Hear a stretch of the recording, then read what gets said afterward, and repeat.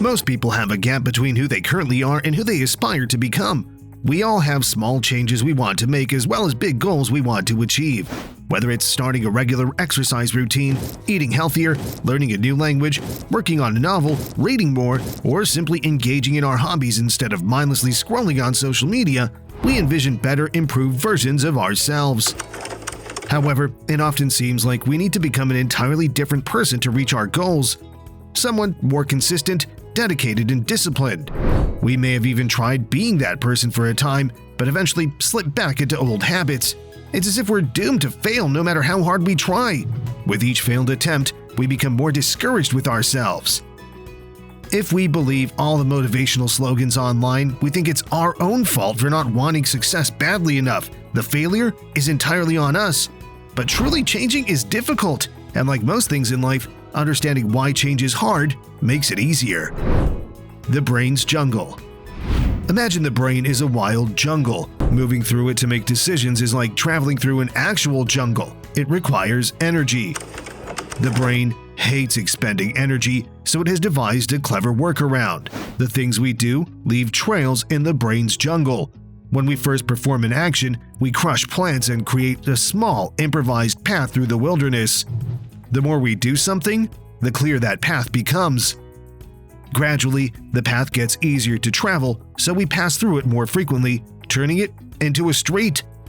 We continue performing that action and, over the years, the street transforms into a highway.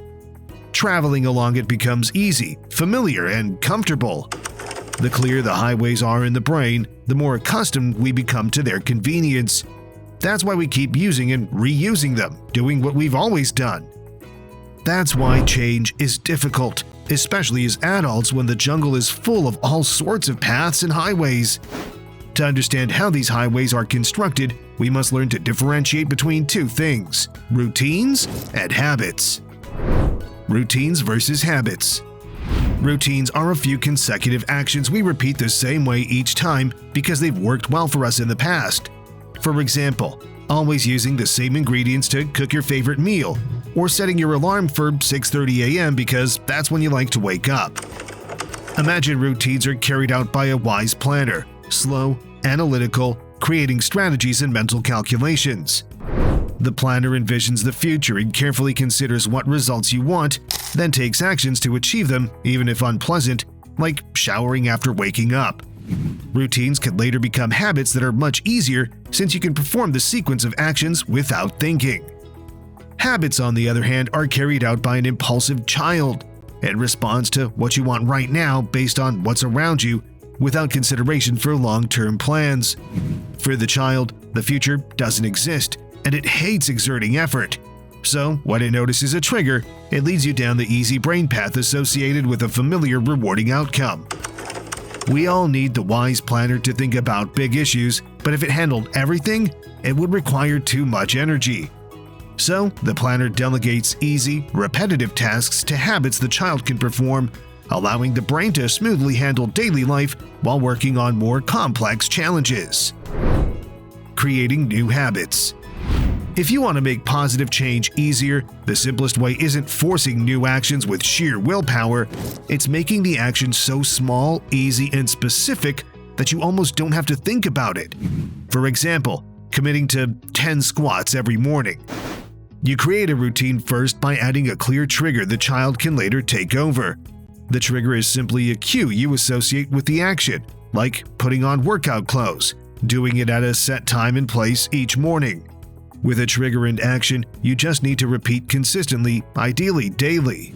If you continue, the routine becomes a habit, and the path turns into a highway. Making the new action enjoyable also helps the child adopt it more easily versus bad habits that reward instant urges. Try listening to a podcast while exercising, or doing laundry during the game loading screens. Find out what works for you. It typically takes 15 to 90 days for a habit to start triggering automatically from its cue. There's no predicting how long it'll take you. What matters most is that you keep starting, as it gets easier the longer you persist. No magic pill exists for change, but these methods work if you begin no matter your age. Even making a few small, good changes is a success. Being a little healthier and wiser is infinitely better than remaining dissatisfied and doing nothing to improve. Change is a direction, not a destination. Before we end this video, we wanted to conclude that change is a process, not a final goal. Understanding the brain's inclination for energy-efficient habits is key. Small, consistent actions, initiated by simple triggers, can evolve into routines and eventually become automatic habits. Persistence is crucial, and even minor improvements are valuable steps towards becoming a better version of oneself.